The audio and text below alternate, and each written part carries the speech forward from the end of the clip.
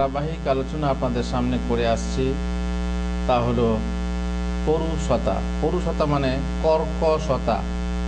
মানুষ যখন কথা বলে তখন যথাসাধ্য মিষ্টি ভাষা বলতে হয়, মধুরভাষী হতে হয়। অবশ্য যার গলা মধুর নয় সে চেষ্টা করলেও মধুর মতো হবে না, তবুও সে ইচ্ছা করলে কর্কশ ভাষা থেকে দূরে থাকতে পারবে। তার মানে কর্কশ ভাষা ব্যবহার করার জন্য একটা অতিরিক্ত শক্তি চাই। সেই শক্তি দিয়ে সে কথা বলবে না, বরং মৃদু স্বরে কথা বলবে। কারণ কর্কশ ভাষায় কথা বললে পরে মানুষের মনে ঠিক যেমন কাঠের ওপরে করাতের চাপ পড়ে, ঠিক মনের ভিতরে সেই রকমই চাপ পড়ে, যেমন কর্কশ ভাষায় কথা বললে। বেশ, মোমেন কিন্তু কর্কশ ভাষী হয় না, বরং নম্র ও মৃদুভাষী হয়, মৃদুভাষী মধুরভাষী হয়।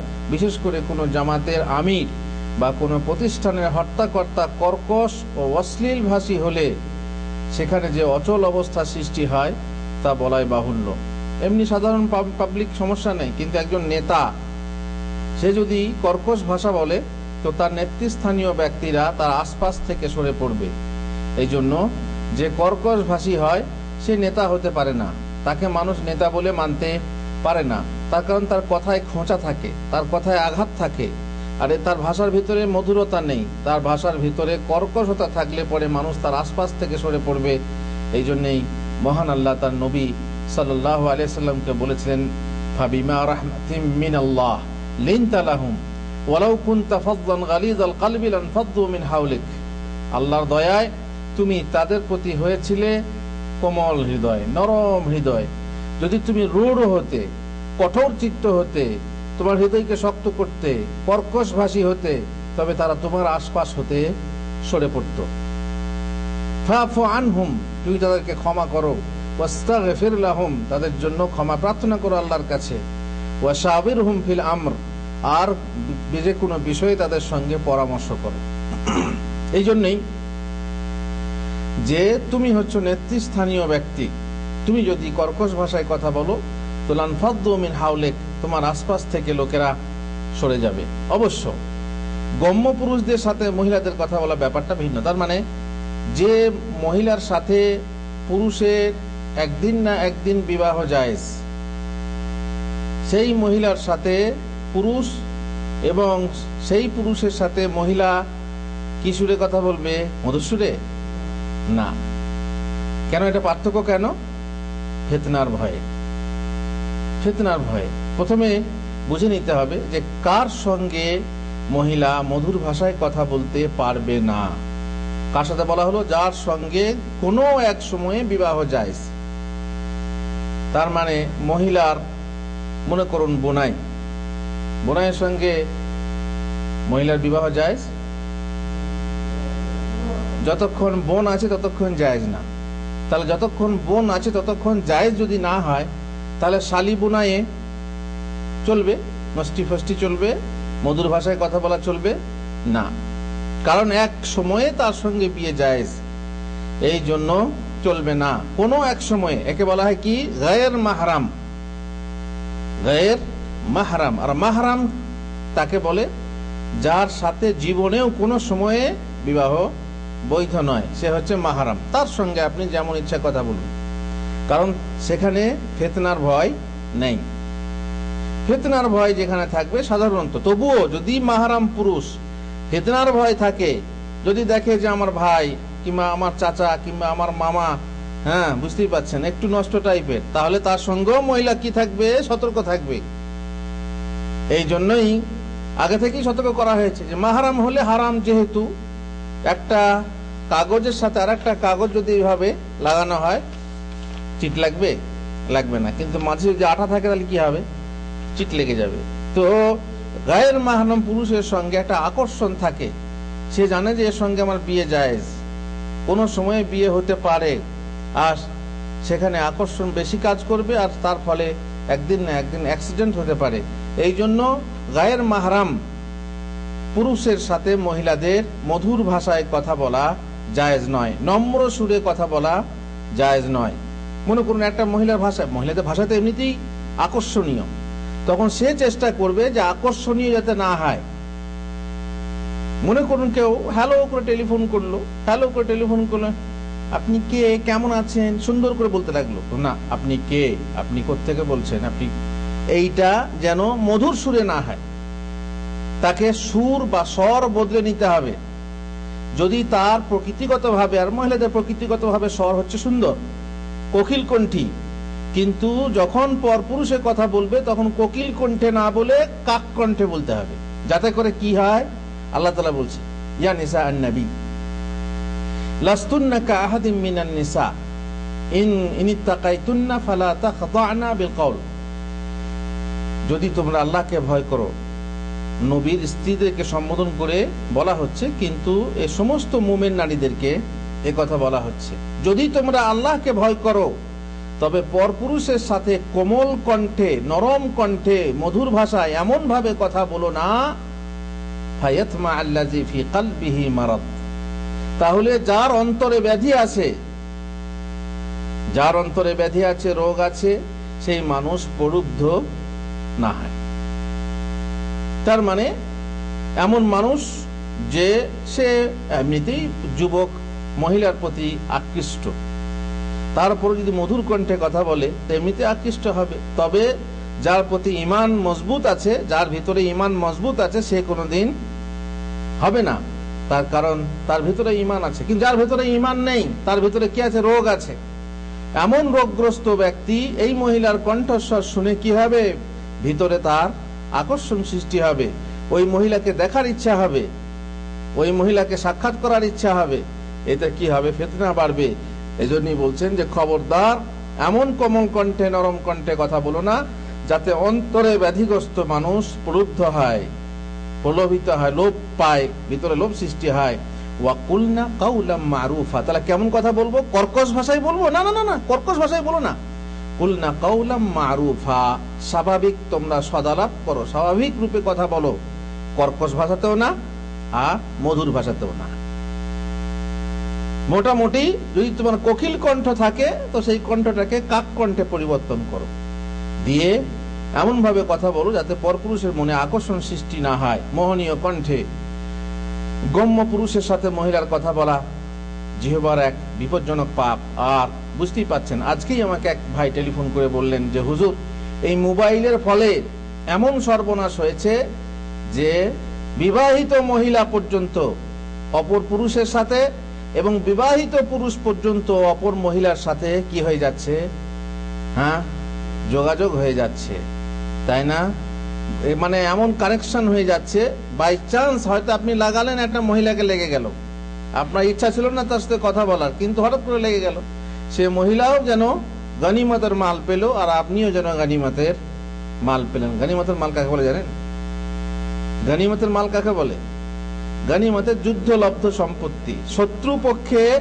শত্রুপক্ষকে পরাজিত করার পর তারা যে সম্পদ ছেড়ে যায়, সেটা গনিমতের মাল।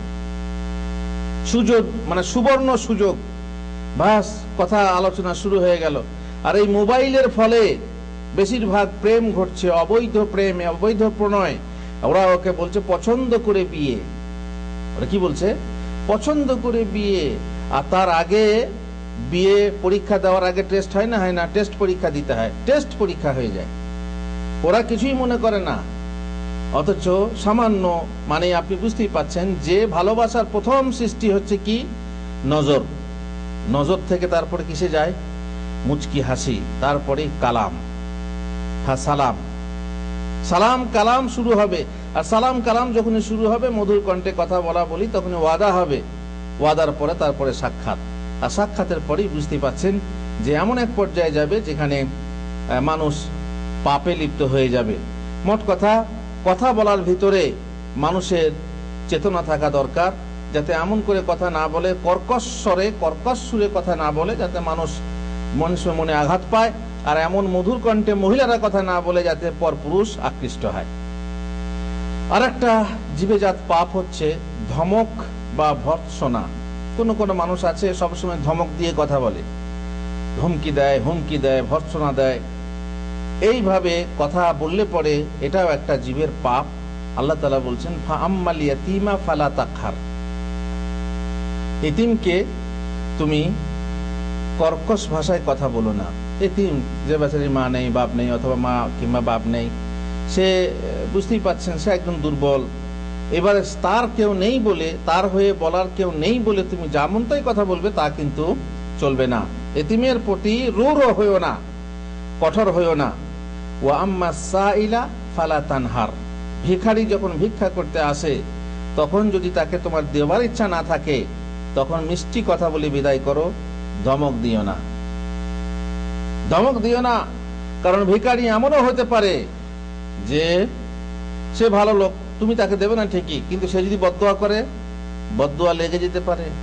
আর জানো না তুমি যে তুমিও একদিন ভিখারি হতে পারো। কুলিল্লাহুম্মা মালিকাল মুলকি তানজিউল মুলকা মিম্মান তাশা ওয়া তুইজ্জু মান তাশা ওয়া তুযিল্লু মান তাশা বিয়াদিকাল খায়রু ইন্নাকা আলা কুল্লি শাইইন কাদির। আল্লাহ তাআলা যাকে ইচ্ছা বাদশা করেন, যাকে ইচ্ছা ফকির, ইচ্ছা মতো তিনি বাদশা ফকির করে থাকেন। যাকে ইচ্ছা সম্মানিত করেন, যাকে ইচ্ছা অপমানিত করেন, তার হাতে আছে সমস্ত কল্যাণ। আপনারা নিশ্চয়ই একটা গল্প শুনেছেন যে একদিন স্বামী স্ত্রীতে বসে রুটি খাচ্ছিল। এমন সময়ে এক ফকির এসে দরজায় করাঘাত করে বলছে, বাবা বাড়িতে কে আছো? ভোকা ফাঁকা আছি, আমাকে কিছু খাবার দাও। তো স্বামী স্ত্রীতে খাচ্ছিল, মাশাআল্লাহ তাদের সচ্ছল হাল। তো স্বামী বলল স্ত্রীকে, এক কাজ করো, যাও একটা রুটি আর কিছু তরকারি দিয়ে এসো। দরজার আড়াল থেকে রুটি আর তরকারি দিতে গিয়ে মহিলা দেখছে যে এ যেন পরিচিত লোক। তারপরে ফিরে এসে স্বামীর কাছে কাঁদছে। স্বামী বলছে, তুমি একটা রুটির জন্য কাঁদছো কেন? তুমি কাঁদছো, আল্লাহ আমাদেরকে দিয়েছে, আমরা দান করলাম, কাঁদছো কেন? বলছে, আমি রুটি দেওয়ার জন্য আমি কাঁদিনি।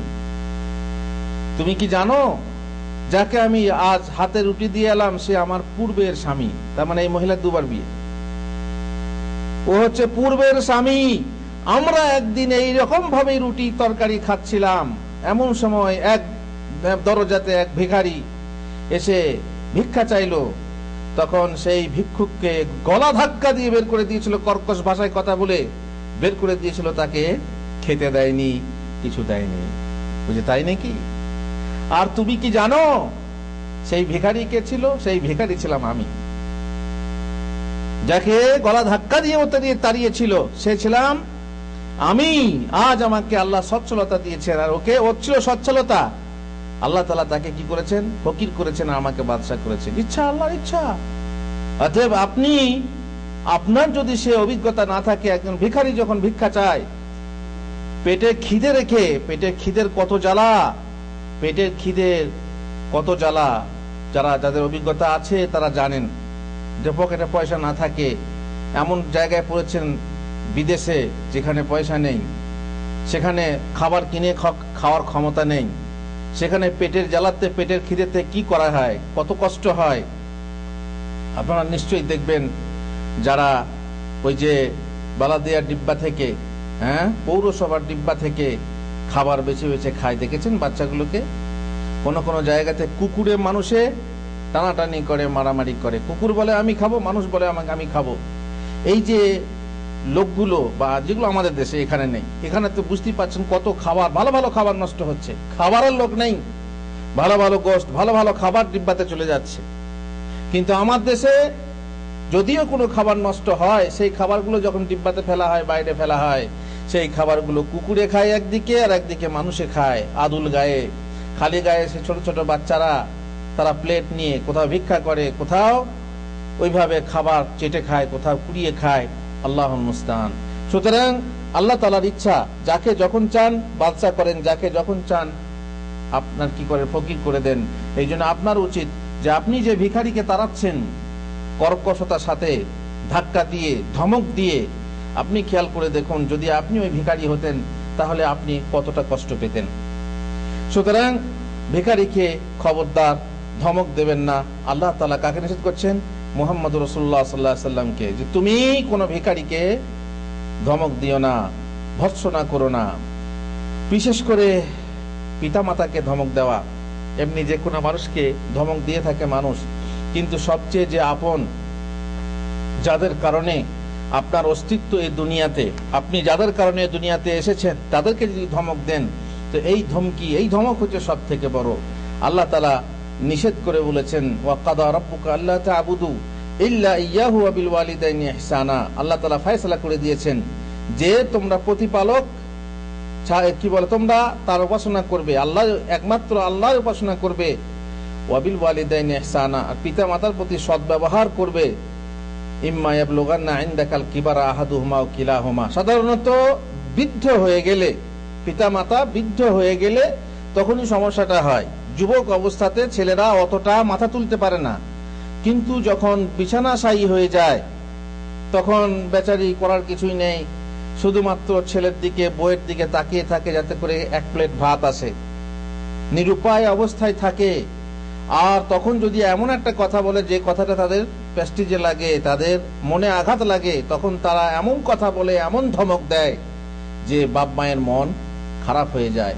কারণ তাদের বয়স চলে গেছে, বয়স গড়িয়ে গেছে, যৌবন গড়িয়ে গেছে, এখন তাদেরকে যা বলা হবে তাই শুনতে হবে। এর বেশি কিছু বললে পরে তখন কি হবে, দাদাগিরি হবে, আর তারা শুনবে না, মেনে নেবে না, তখন ধমক দেবে। বউ ধমক দেয়, যদি বলা হয় চায়ে মিষ্টি কম হয়েছে, বউ বলে হ্যাঁ তোমার জিভে জিভ আছে ইত্যাদি। আর যদি বলা হয় যে আমার কাপড়টা নোংরা হয়ে গেছে, তখন এক এক রকমের ধমক খেতে হয়। তার মানে কিছু বলা যাবে না। বেটা বউয়ের কাছে খেতে হলে বুড়ো বুড়িকে কিছুই বলা যাবে না, ধমক খেতে হয়। আল্লাহ বলছেন, যদি বৃদ্ধ অবস্থায় তোমার পিতা কিংবা মাতা তোমার কাছে পৌঁছে যায়, ফালা তাকুল্লাহুমা উফ, উফ শব্দটাও বলো না। বাবা বিড়বিড় করছে, মা বিড়বিড় করছে, তার জন্য উফ পর্যন্ত বলো না। অনেক সময়ে সত্যি কথাই, যখন মানুষ বুড়িয়ে যায় তখন ছেলের পর্যায়ে যায়, এমন এমন আচরণ করে বসে যে বাচ্চার মতো, সহ্যের বাইরে চলে যায়। তো সেই সময়ে যেন উফ শব্দটুকু বলো না, সহ্য করে নাও, সহ্য করে নাও। কারণ ওরে কলি কি বলে, কলি হাসে পাত পরে, কলি হাসে, ওরে কলি তোরও একদিন আসে। তুমি পাতা পড়ে যাচ্ছে, ফাল্গুন মাসে দেখেছেন পাতা পড়ে যায়, আর নতুন নতুন কলি, নতুন নতুন কচি কচি কিশলয় পাতা বের হয়, খিলখিল করে হাসে বুড়ো পাতা পড়তে দেখে। তো কবি বলছে, ওরে কলি তোরও একদিন আছে, তো একদিন বুড়ো হবি, তুইও একদিন পড়বি। সুতরাং খবরদার, পিতা মাতাকে বৃদ্ধ অবস্থাতে ধমক দিও না, উফ শব্দটা বলো না। ওয়ালা তানহারহুমা, খবরদার ধমক দিও না। ওয়া কুল্লাহুমা কাওলান কারীমা, বরং সম্মানজনক কথা বলো। এমন কথা বলো না যে কথায় খোঁচা আছে, এমন কথাই বলো না, এমন কথা বলো না যাতে অসম্মান আছে। বাপ মাকে যখন কথা বলবে সম্মান দিয়ে বলো, খবরদার খোঁচা মেরে কথা বলো না। আপনার বুঝতেই পাচ্ছেন, গভীর রাত্রে আব্বা কিংবা আম্মা বুড়িয়ে গেছে, কাশি হচ্ছে, আর সেই সময় আপনার রাতে ঘুম হচ্ছে না, আপনার বউয়ের ঘুম হচ্ছে না, বউ তখন আপনার কানের কাছে ঘ্যানর ঘ্যানর করছে, তোমার মা ঘুমাতে দেয় না, তোমার বাপ ঘুমাতে দেয় না। আপনিও রাগে, আসলে রাগ সাধারণত উস্কানি দিলে বেশি হয়, তাই না? আগুন জ্বলছে, আগুনের নিচে যদি একটা কাঠি দিয়ে এইভাবে খুঁজে দেওয়া হয়, তা আগুনটা কি হয় বেশি। মা কাশছে, বাপ কাশছে, স্বামীরও রাগ হচ্ছে, কিন্তু সেই রাগটা যখন স্ত্রী বাড়িয়ে দেয়, উস্কানি দেয়, তখন সেই রাগটা দ্বিগুণ হয়ে যায়। তখন উঠে গিয়ে সারা রাত তুমি কুকুর কুকুর করে যাচ্ছ, ঘুম আসে না নাকি, এমন একটা কথা বললো যে বাপের মনে বা মায়ের মনে আঘাত লাগবে। এ কি ইচ্ছা করে কাশছে? সে রক্ষা করতে পারছে না, রুখতে পারছে না, তাই কাশছে। কিন্তু এমন বয়সে সে পৌঁছেছে যে ছেলে আর মেয়ে যা বলবে তাই সহ্য করে নিতে হবে। আল্লাহ তাআলা বলছেন, ওয়া কুল্লাহুমা কাওলান কারীমা, যদি বলতেই হয় হ্যাঁ আব্বা কাশি হচ্ছে, ওষুধ দেবো, একটা সম্মানজনক কথা বলো। ঘুমাতেও দেবে না, খুকুর খুকুর করছে, খুকুর খুকুর করা মানে কি হলো, কেমন কথা? হ্যাঁ, বাপ ছেলে ঘর ঢুকছে, বাপ হয়তো একটা কথা জিজ্ঞেস করলো যে হ্যাঁ বাবা তোমার এটা কি এই হয়েছে, তখন ছেলে তুমি দেখতে পাচ্ছ না, তোমার চোখ নেই, এই যে দেখতে পাচ্ছ না, চোখ নেই, এগুলো কি অসম্মানজনক কথা। কিন্তু যদি আপনি সোজা করে বলেন কথাটা, তাহলে পরে সম্মানজনক ভাবে যদি কথাটা বলেন, এটাই হচ্ছে উদ্দেশ্য। আল্লাহ তাআলা বলছেন তাই তাদেরকে অসম্মানজনক কথা বলো না। ওয়ালা তানহারহুমা ওয়া কুল্লাহুমা কাওলান কারীমা, তাদের জন্য সম্মানজনক কথা বলো। ওয়াকফিদ লাহুমা জানাহাজ যুল্লি মিনার রাহমাহ, আর তাদের জন্য করুণার ডানা বিছিয়ে দাও। ওয়া কুর রাব্বিরহামহুমা কামা রাব্বায়ানি সগীরা, আর বলো তুমি মা বাপের জন্য দোয়া করো এবং বলো আল্লাহ গো, হে আমার প্রতিপালক, তাদের জন্য সেই রকম রহম করো, দয়া করো যেমন আমাকে ছোটবেলাতে স্নেহ দিয়ে, মায়া মমতা দিয়ে, করুণা রহমত দিয়ে প্রতিপালন করেছে। এটা তোমার কর্তব্য, যার জন্য তুমি দুনিয়ার মুখ দেখলে, যারা তোমাকে সুন্দর করে আদর করে খাইয়ে পড়িয়ে মানুষ করলো, আজ তোমার গায়ে বল হয়েছে, রক্তে তাজা ফুটন্ত রক্ত এখন টকবক করে ফুটছে, বাস এই শক্তিতে তুমি মা বাপকে তুচ্ছ করবে, এটা তোমার জন্য জায়েজ না। বেশ, অন্য একটা কথায় যায়, সেটা হচ্ছে পরকীয় কথায় থাকা। পরকীয় কথায় থাকা মানে সে কথা আপনার নয়, আপনার কোনো আত্মীয়র নয়, সেটা পরের কথা, আপনি সেই কথায় খামখেয়াল নাক গলাচ্ছেন। যেমন মনে করুন এক বাড়িতে ভাই ভাই ঝগড়া হচ্ছে, আপনি শুনলেন ভাই ভাই ঝগড়া হচ্ছে, যে এক ভাইয়ের পক্ষ নিয়ে আপনি খুব বলতে লাগলেন, হ্যাঁ উচিত না, এ অমক, এ বদমাস, এই আরে তোমাকে কেউ তোমাকে সালিসি ডাকেনি, তোমাকে কেউ সাক্ষী ডাকেনি, খামখাতে তুমি নাক গলাচ্ছ কেন? কোথাও মা বেটায় ঝগড়া হচ্ছে, পাড়ার শাকচুন্নিরা এমনি এসে নাক গলায়, হ্যাঁ বউ খারাপ, অমুক বউ, হ্যাঁ এসে নানা রকম করে নাক গলায়, তাকে ডাকা হয়নি, দিয়ে এসে যে উস্কানি, খালি উস্কানি দেয়।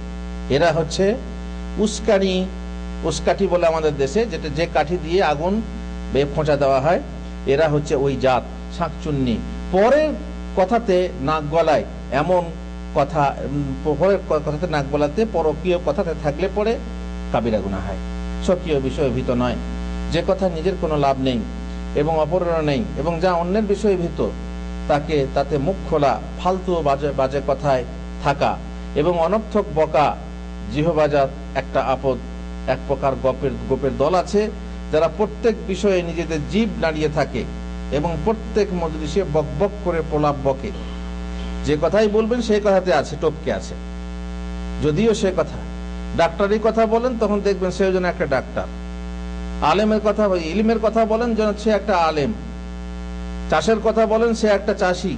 মানে প্রত্যেক কথাতেই সে টপকাবে এবং ফালতু নাক গলাবে, অথচ সে কথা তার বিষয়ীভূত নয়। এই ধরনের মানুষরাই অধিক মিথ্যা, অনুচিত কথা বলে থাকে। যে বেশি বকবকাই করবে, সে তো বেশি মিথ্যা বলবেই। নবী সাল্লাল্লাহু আলাইহি সাল্লাম বলছেন, লোকদের মধ্যে সব থেকে বেশি গুনাহগার সেই ব্যক্তি যে অধিকতর পরকীয় কথায় থাকে, যে পরের কথায়, পরের বিষয়ভূত কথায় থাকে। আর রাসূলুল্লাহ সাল্লাল্লাহু আলাইহি ওয়াসাল্লাম বলছেন, মিন হুসনি ইসলামিল মারই তারকুহু মা লা ইয়ানি। মানুষের সুন্দর ইসলামের পরিচয় হলো যে বিষয় তার বিষয়ীভূত নয়, তার নিজের নয়, সে বিষয় ত্যাগ করা। আমার নয়, দরকার কি, আমি পরের বিষয়ে নাক গলাবো কেন? তাহলে বোঝা গেল সুন্দর ইসলামের পরিচয়। আর যদি কেউ পরের বিষয়ে নাক গলায়, বক বক করে, তার ইসলাম সুন্দর নয়। সুতরাং পরকীয় কথায় থাকা যাবে না। দুঃখের বিষয় যে সমাজে যারা অধিক বাচাল তারাই প্রশংসিত, পক্ষান্তরে যারা গম্ভীর এবং প্রয়োজনেই কথা বলে তাদেরকে মেশা বলা হয়, প্রভৃতি বলে বদনাম করা হয়। অবশ্য প্রয়োজনে কথা না বলাও এক দোষ, যেমন প্রয়োজন নির্ধারণ করাও এক প্রকার কাজ। তার মানে কথা আপনার যখন তখন বললে হবে না, বরং প্রয়োজনে কথা বলতে হবে, অপ্রয়োজনে বেশি কথা বলা যাবে না। আরেকটা জীবের পাপ বলছি, সেটা হচ্ছে বেশি বেশি প্রশ্ন করা। তার মানে কিছু কিছু মানুষের অভ্যাস আছে প্রশ্ন করা, বিশেষ করে আলেম ওলামাকে একটু পানি মেপে দেখি এর কতটা বুদ্ধি আছে, বা আটকে দেবো, খুব বকছে, এমন প্রশ্ন করলো যে আর বেচারি আর চলতে পারে না।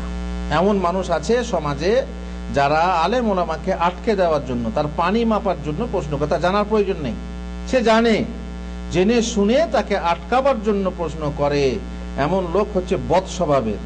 আল্লাহ তাআলা বলছেন, ইয়া আইয়ুহাল্লাযীনা আমানু লা তাসআলু আন আশিয়া ইন তুবদা লাকুম তাসুকুম। এমন প্রশ্ন করো না যে প্রশ্নের উত্তর তোমাদেরকে খারাপ লাগবে।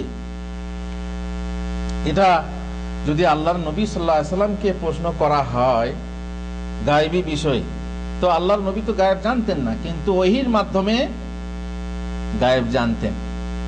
এখন যদি কোনো লোক তার বাপ মারা গেছে, ঠিক আছে, জাহিলি যুগের লোক এসে জিজ্ঞাসা করছে, ইয়া রাসূলুল্লাহ আমার বাপকে। আর আপনারা জানেন, মনে জানে পাপ আর বাপকে জানে মায়ে জানে বাপ। এখন মা হয়তোবা নেই কিংবা আছে, মাকে সন্দেহ করে, এখন বাপ আমার বাপকে বর্তমানে যে রয়েছে সে না আর কেউ আমার বাপ। এখন আল্লাহর নবী সাল্লাল্লাহু আলাইহি ওয়াসাল্লাম যদি ওহী মারফত সত্য কথাটা বলে দেন, এমনও হতে পারে যে তার মা কি হবে, ব্যভিচারিণী হয়ে যাবে। তাহলে এখানে তোমাকে শুনতে খারাপ লাগবে যে তোমার বাপ হচ্ছে অমক, তার মানে তোমার মা তার সঙ্গে ব্যভিচার করে তুমি হয়েছো, তা খারাপ লাগবে না? লাগবে না।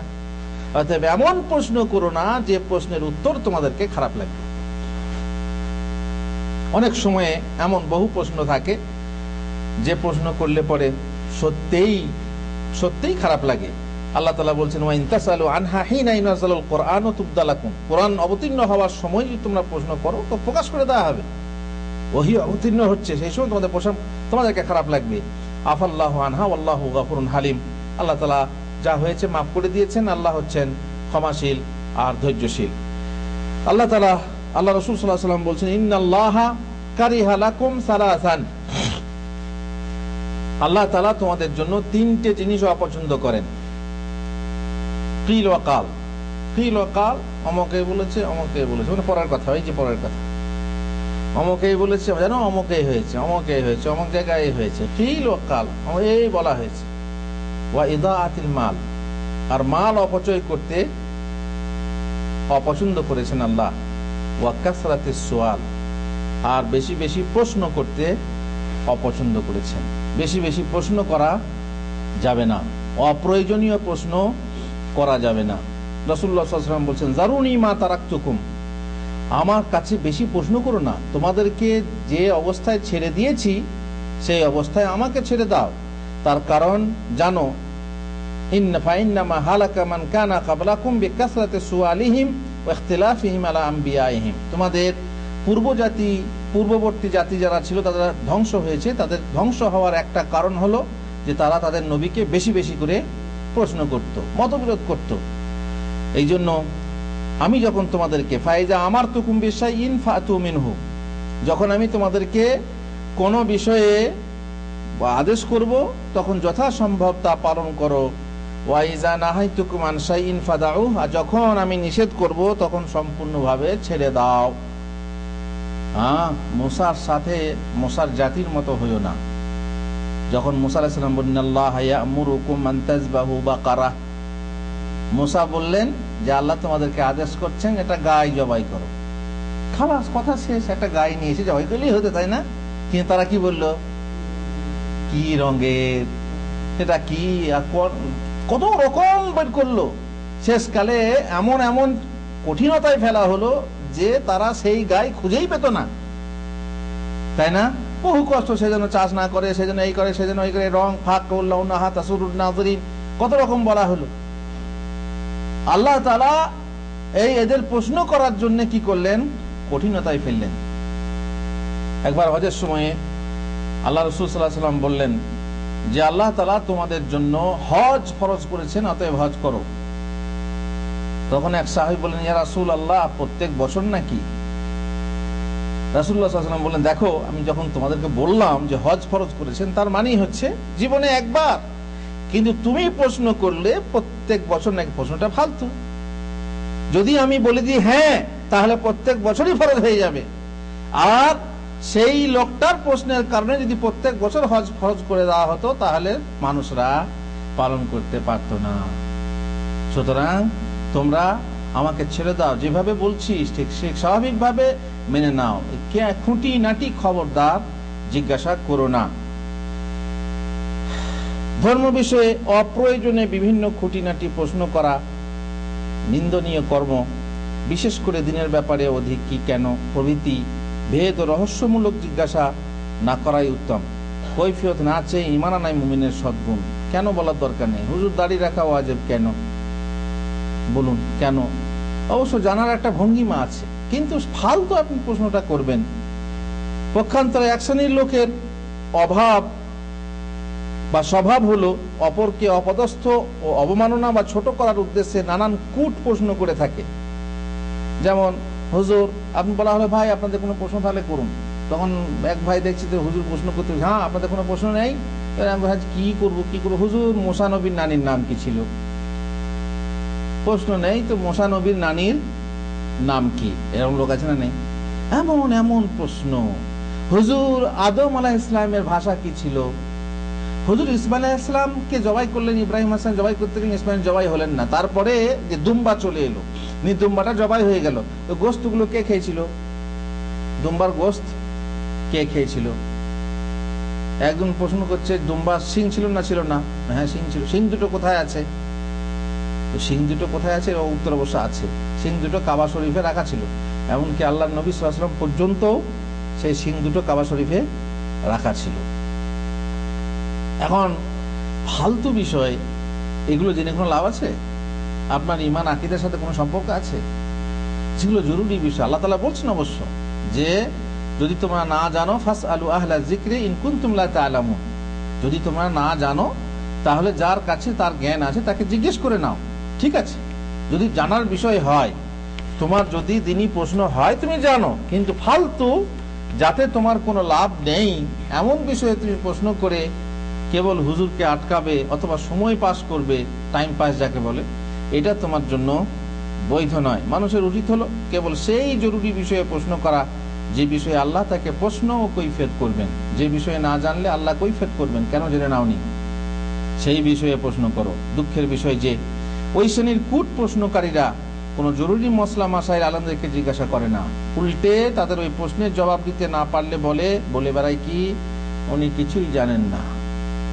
একটা প্রশ্ন করলাম উত্তর দিতে পারলেন না, অথচ জানেন আপনারা যে জানি না বলাটাও অর্ধেক এলেম। তার মানে আপনি না জেনে, অনেক তো প্রেস্টিজ বাঁচাবার জন্য বলে দেয় একটা না একটা কথা, না এটাও ঠিক না, কিন্তু জানি না বলাটাই হচ্ছে অর্ধেক এলেম।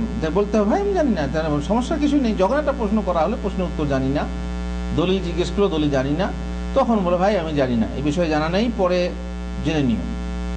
কিন্তু যদি আমি একটা উল্টো পাল্টা উত্তর দিয়ে দেন তো ভুল হতে পারে না? পারে না। সুতরাং উল্টো পাল্টা উত্তর না দিয়ে এটা বলা দরকার যে ভাই জানা নেই, পরে তুমি জেনে নিও। আর যে জানা আছে, যার জানা আছে তার এরকম প্রশ্ন করাও উচিত না জেনে শুনে। ব্যাস, আর একটা কথা বলে আপনাদেরকে শেষ করে দেবো, সেটা হচ্ছে গুজবে থাকা ও গুজব রটানো। গুজবে থাকা, গুজব তো বোঝেন, এমন একটা কথা যার মাথা ছাতা নেই, এমন একটা কাহিনী যার আসলে কোনো বাস্তবতা নেই, ভিত্তি নেই, এমনি লোকের মাঝে ছড়িয়ে গেল যে অমুকের এই হয়েছে, অথচ আসলে হয়নি। হ্যাঁ, জনরবে অংশগ্রহণ করা জিহ্বার এক সর্বনাশ। কে কি বলেছে ও বলছে সে বিষয়ে নানা বাদ বিচার থেকে অনর্থক সময় নষ্ট করা এবং বিভিন্ন খোশ গল্পে আসন মাত করা বড় বিপদ, যাতে বহু মানুষই ঠকে থাকে। নবী সাল্লাল্লাহু আলাইহি ওয়াসাল্লাম বলছেন ইন্নাল্লাহা কারিহা লাকুম সালাসান কিলা ওয়া কাল। ওই যে আগের হাদিস বললাম, আল্লাহ তাআলা তিনটে জিনিস অপছন্দ করেছেন, তার মধ্যে একটা কি? লোকে এই বলছে, ওই বলছে, ওই বলছে, যত রকম বলা বলি কহাকহি আপনার মজলিসে, আপনার বাড়িতে, আপনার বাসাতে। অবশ্য এই বিষয়ে মহিলারা বেশি পারদর্শী। মহিলাদের সমাজে, মহিলাদের বৈঠকে যখন 2টে 3টে 4টে মহিলা একসঙ্গে জমা হবে, বুঝতেই পারছেন, কিছু না পেলেও নিজের স্বামীর কথা বলবে। হ্যাঁ, আমার স্বামী এই হয়েছে, আমার স্বামী এই বলছে, ওর স্বামী, ওর স্বামী, ওর ছেলে, ওর ছেলে মেয়ে, এইভাবে কথা বেড়ে যায়। আর অনেক সময়ে গুজব রটতে থাকে। এটা হচ্ছে কাবিরা গুনাহ। আর গুজব রটানোও হচ্ছে কাবিরা গুনাহ। রটা খবর রটিয়ে বেড়ানো এক প্রকার মানুষের স্বভাব, তাতে কোনো প্রকার বিচার বিবেচনা, সত্য মিথ্যা যাচাই পরখ না করে বর্ণনা করতে এবং সত্যর অপরের কানে পৌঁছে দিতে কুণ্ঠাবোধ করে না এক শ্রেণীর লোকেরা। ফলে অনেকে কে বলেছে হুই তো এ শুনে কি মস্ত মোটা রুই, কে বলেছে পেঁয়াজ হারাম হ্যায়, তো বলছে কি হুজুর বলেছে পেঁয়াজ হারাম হ্যায়। পেঁয়াজ মানে কি? সুদ। হুজুর বলেছে পেঁয়াজ হারাম হ্যায়, আর শুনছে কি পেঁয়াজ হারাম হ্যায়। তার মানে ওই যে আমাদের বাংলাতে বলে, কে বলেছে হুই তো মস্ত মোটা রুই, শুনে আগা গোড়া না ভেবে প্রচার করে। চিলে কান নিয়েছে, চিলে কান নিয়েছে যখন বলা হলো শাহ আলম আপনার কানটা কই, চিলে নিয়ে গেল, চিলের পেছনে ছুটতে লাগলো। চিলের পেছনে আমার কান নিয়ে চলে গেছে, ছুটতে লাগলো, চিল চলে গেল। এই হয়রান হয়ে বলছে, যা সর্বনাশ হয়ে গেল। কি হলো ভাই? আমার কানটা চিলে নিয়েছিল। তো কানটা হাত দিয়ে দেখো, আগে কানটা হাত দিয়ে দেখো যে সত্যপক্ষে চিলে নিয়ে গেছে কিনা, তারপরে ছোট। যে কোনো খবর শুনবেন, সেই খবর আগে যাচাই করে দেখতে হবে যে কথাটা সত্য কি না। আপনার মা আপনার বিরুদ্ধে কথা বলেছে, আপনার শালা আপনার বিরুদ্ধে কথা বলেছে, কিংবা আপনার ভাই আপনার বিরুদ্ধে কথা বলেছে, কিন্তু আসলে বলেছে কিনা সেটা যাচাই করে দেখতে হবে। তার আগে যদি আপনি আপনার বাপ, আপনার মা, আপনার ভাই, আপনার শালাকে হামলা করেন, তাহলে নিশ্চয়ই ঠকতে হবে না? হবে না? অবশ্যই ঠকতে হবে। এই জন্য অনেক সময়ে পরিণাম এমন হয় যে লাঞ্ছনা হয়, আক্ষেপ ছাড়া কিছুই হয় না। আবার এমন লোকেরা সত্যবাদী হলেও মিথ্যাবাদীতে পরিণত হয়। একটা গল্প আছে, আমেরিকাতে এক মানে জঙ্গলের ধারে বাস করত। তো তার স্ত্রী চাকরি করে, সে আপনার ঘর ছেলে চাকরি করতে গেছে, আর ছোট্ট বাচ্চাকে ঘরে রেখে গেছে। ছোট্ট বাচ্চা দেখাশোনা কে করে জানেন? কুকুরে। আপনারা শুনেছেন যে কুকুরে বাচ্চা দেখাশোনা করে। আর সত্যি কুকুরও এমন এক প্রাণী যে সত্যপক্ষে, আমি একটা খবর দেখলাম, ঘরে আগুন লেগেছে, ঘরে কেউ নেই, ছোট্ট বাচ্চা শুয়েছিল, তো সেই কুকুর নিজের মুখ করে সেই বাচ্চাটাকে ঘর থেকে বের করে আনছে। সত্যিই এগুলো আছে। তো এই কুকুরটা ছিল বাচ্চার কাছে, আর এ পাশের জঙ্গল থেকে শিকার করতে গেছে, বন্দুক হাতে করে বাইরে শিকার করতে গেছে, ঘোরাফেরা করছে, এসেই ঘরে আসবে আর কি। তারপরে যখন ফিরে আসছে, তখন দেখছে কুকুরটা দরজায় বসে আছে, আর কুকুরের মুখে রক্ত। কুকুরের মুখে রক্ত যখন দেখছে, তখন ভাবছে কি, যে ঘরের ভেতর তো আর কেউ ছিল না, আমার বাচ্চা, ছোট বাচ্চা, তারা নিশ্চয়ই আমার বাচ্চাকে হত্যা করেছে। বাস, হাতে বন্দুক ছিল, ঠাই করে দিল, শুট করে কুকুরটা মারা গেল। তারপরে দরজা খোলা ছিল, ভিতরে গিয়ে দেখছে একটা নেকড়ে বাঘ মরে পড়ে আছে। নেকড়ে বাঘ মরে পড়ে আছে, বাচ্চা খেলা করছে। তার মানে কি বলুন তো? তার মানে নেকড়ে বাঘ ঢুকেছে, আর কুকুর তার সঙ্গে মোকাবেলা করে হত্যা করেছে, বাচ্চাটাকে বাঁচিয়েছে। কিন্তু সে তাড়াহুড়ো করে যখন কুকুরটাকে শুট করলো, কত বড় আফসোস হয় বলুন তো? এই জন্যই যে কোনো কাজ আপনি করবেন, আপনি জেনে শুনে আগে পরখ করে দেখবেন যে ব্যাপারটা কি। মদিনাতে আহজাবের যুদ্ধের সময়ে এক সাহাবী নতুন বিয়ে করেছিলেন। নতুন বিয়ে করে তিনি বাড়িতে আসছেন, দেখছেন নতুন বউ বাড়ির দরজার বাইরে বসে আছে। আরে কি মিয়া, তুমি বাইরে বসে আছো কেন? এরকম কারো মানে হিংসা হয় না? হয় না?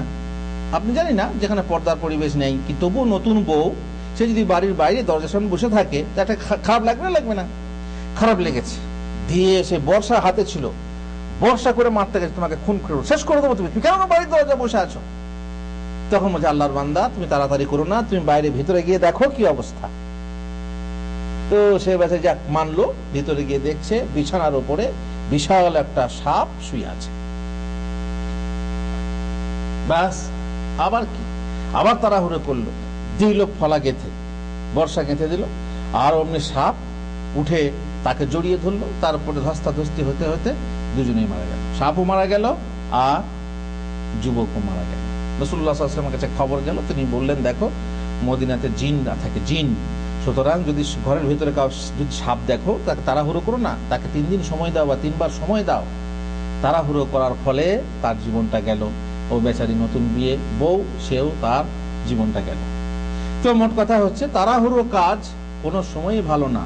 আপনি আগে পরখ করে দেখুন, যাচাই করে দেখুন, তারপরে আপনি উড়ো খবর উড়াবেন বা সেই বিষয়ে কোনো পদক্ষেপ গ্রহণ করবেন। উড়ো খবর না উড়িয়ে তা বিচার করে দেখা দূরদর্শী জ্ঞানী লোকের কাজ। বিশেষ করে সে খবর যদি ফাসেক ও কাফের দ্বারা হয়, এমন এক খবর, সে খবর যদি কোনো ফাসেক বলে আর আপনি উড়াতে লাগলেন। জানো, মুসলমান রাষ্ট্রের একজন মন্ত্রী, তাকে প্লেনে প্রশ্ন করা হলো, সে মদ খাচ্ছিল, তাকে প্রশ্ন করা হলো, আপনার দেশে তো মদ হারাম, তো আপনি মদ খাচ্ছেন কেন? তো বলছে, আল্লাহ তাআলা মদ জমিনে হারাম করেছেন, আকাশে নয়, মাটিতে হারাম করেছেন, আকাশে নয়। আর সেই খবর প্রচার হতে লাগলো। সবাই কি ভাই, আমি দেশে গেলাম, বলছে কি ব্যাপার, এটা কি? আমি বললাম, ভাই খবরটা কোত্থেকে শুনেছো?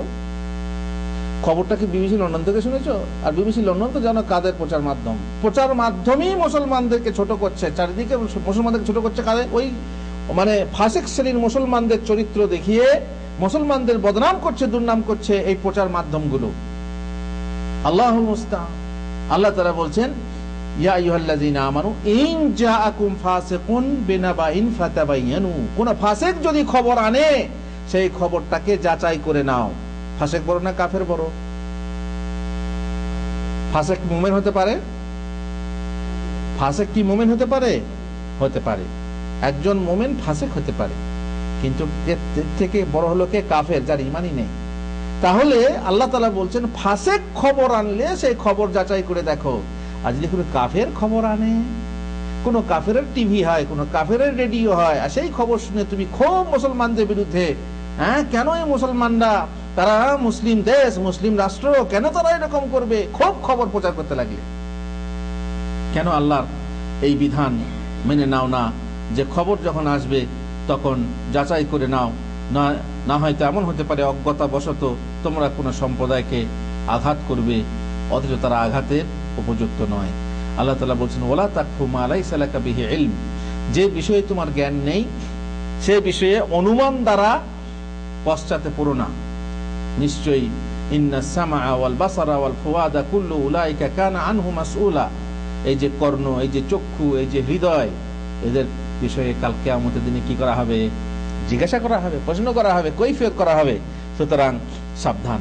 রাসূলুল্লাহ সাল্লাল্লাহু আলাইহি ওয়াসাল্লাম বলেছেন, কাফা বিল মারই কাযিবান ইউহাদ্দিসু বিকুল্লি মা সামিআ, যা শুনলো তাই প্রচার করতে লাগলো। এই মানুষের মিথ্যাবাদী হওয়ার জন্য যথেষ্ট, খবর শোনা মাত্রই প্রচার করতে লাগলো। খবরটা সত্যি না মিথ্যা যাচাই না করে প্রচার করতে লাগলো, এই মানে আপনার মিথ্যাবাদী হওয়ার জন্য যথেষ্ট। সুতরাং রটা খবর শোনা মাত্রই রটানো উচিত নয়, বরং সেটাকে পরীক্ষা করে দেখা উচিত, তারপরে কথা মুখ খোলা উচিত। আল্লাহ তাআলা আমাদেরকে তৌফিক দেন যেন এরকম রটা, অনেকে বলে কি যা রটে তার কিছু না কিছু বটে, তাই না, দিয়ে সে প্রচার করতে লাগে। না, এমনও খবর আছে যা রটে তার কিছুই নয় বটে, এমনও খবর আছে যে রটে গেছে অথচ তার কিছুই না। সুতরাং আমাদের পরীক্ষা করে দেখা দরকার। আল্লাহ তাআলা আমাদেরকে তৌফিক দেন। রব্বানা আতিনা ফিদ দুনিয়া হাসানাহ ওয়া ফিল আখিরাতি হাসানাহ ওয়া কিনা আযাবান নার। ওয়া সাল্লাল্লাহু আলা নবিয়িনা মুহাম্মদ ওয়া আলা আলিহি ওয়া সাহবিহি আজমাইন।